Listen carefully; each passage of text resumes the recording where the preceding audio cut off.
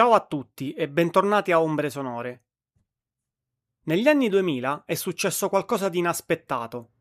Dopo un decennio dominato dal grunge e dal Britpop, il post-punk è tornato prepotentemente sulla scena. Una nuova generazione di band ha riscoperto il suono freddo e nervoso dei Joy Division, la tensione delle chitarre spigolose e i bassi pulsanti che avevano caratterizzato la fine degli anni 70 e i primi anni 80.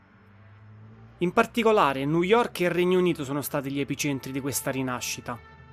Band giovani hanno preso quegli elementi oscuri e li hanno trasformati nel sound perfetto per il nuovo millennio. Oggi vi parlo di 5 band fondamentali di questo movimento, quelle che hanno definito l'identità del post-punk revival e lo hanno portato dai club underground alle classifiche internazionali. Partiamo dal primo nome, che è probabilmente quello più importante, gli Interpol. Gli Interpol sono la band che ha dato il via al post-punk revival degli anni 2000. Formati a New York nel 1997, sono diventati famosi con l'album D'Esordio, un capolavoro, Turn On the Bright Lights, del 2002, un disco di culto che ha catturato perfettamente la malinconia urbana di New York, atmosfere notturne, suoni freddi e una tensione emotiva costante.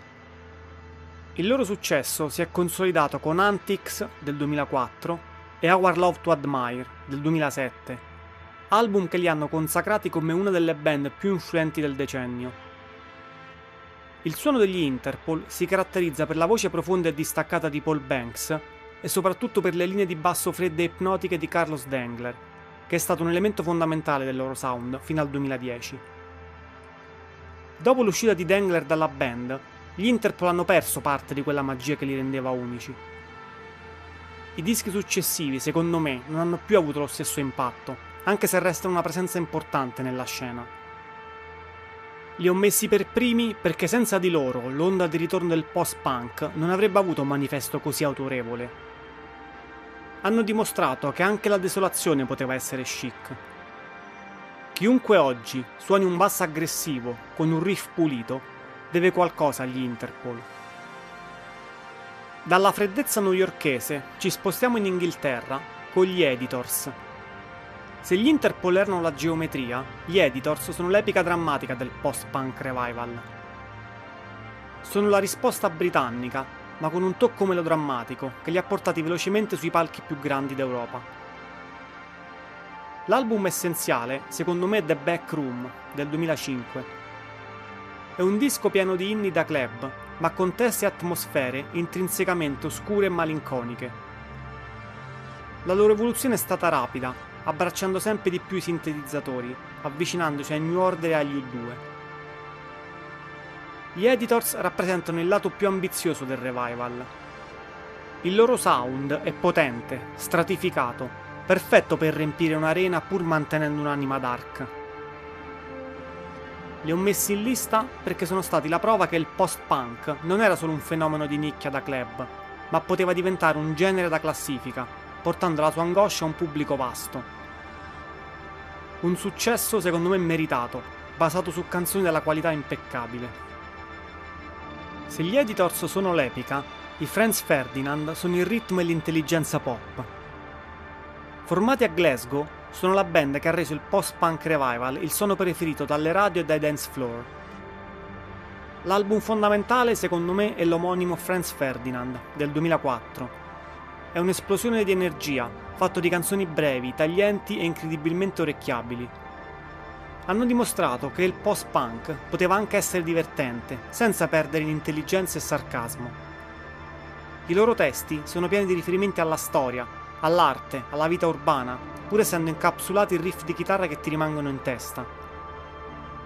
Hanno avuto il merito di rendere il post-punk un fenomeno globale e di far ballare anche chi non aveva mai sentito parlare di Joy Division.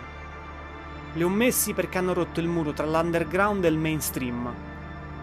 Hanno legittimato il ritorno delle chitarre spigolose nel pop, aprendo la strada a decine di band successive. Sono stati la miccia per l'esplosione commerciale del revival post-punk. Torniamo in America per incontrare l'anello di congiunzione tra il revival e il gothic, gli She Wants Revenge. Il loro sound è una dedica d'amore a band come Bauhaus e Depeche Mode. L'album essenziale è She Wants Revenge del 2006. Questo disco è pieno di atmosfere noir, storie di ossessioni amorose e ritmi ipnotici. Gli She Wants Revenge rappresentano il lato più diretto e meno intellettuale dell'ossessione per il passato. La voce profonda e sussurrante, il basso che guida la melodia e l'uso minimale di sintetizzatori creano un'atmosfera da film in bianco e nero. Sono stati fondamentali per riportare l'estetica puramente gothic all'attenzione di un pubblico più ampio. Li ho messi perché hanno dimostrato che non era necessario modernizzare troppo il suono per avere successo. Hanno preso l'oscurità dei maestri e l'hanno distillata in canzoni perfette per essere ascoltate a tutto volume nel cuore della notte. Chiudiamo questa carrellata con i White Lies, che hanno portato il revival alla sua massima espressione drammatica alla fine del decennio. Arrivati nel 2009, hanno preso il post-punk e lo hanno reso quasi maestoso, quasi operistico, con una produzione enorme e testi ossessivi su temi come la morte e la perdita. L'album fondamentale è To Lose My Life, del 2009. È un inno alla malinconia, con canzoni che crescono fino a diventare esplosioni di melodia. Il frontman della band ha una voce potente e profonda, che dà alle canzoni una gravità innegabile. Hanno dimostrato che si poteva fare musica seria e cupa, capace di toccare le corde emotive più profonde, mantenendo comunque l'energia e i ritmi del post-punk. Li ho messi perché in qualche modo sono stati l'ultima grande band a chiudere il cerchio del post-punk revival, portando le sue ambizioni melodiche al massimo livello, prima che il panorama musicale cominciasse a virare verso altri generi. Un degno finale, secondo me, per il glorioso decennio del post-punk. Questi 5 nomi rappresentano solo la punta dell'iceberg del post-punk revival. Avrei potuto citare altre band secondo me eccellenti come i The Rapture, i primi The Killers, i Block Party o i The Horrors. Ma questi 5 personalmente sono quelli che preferisco di questo decennio.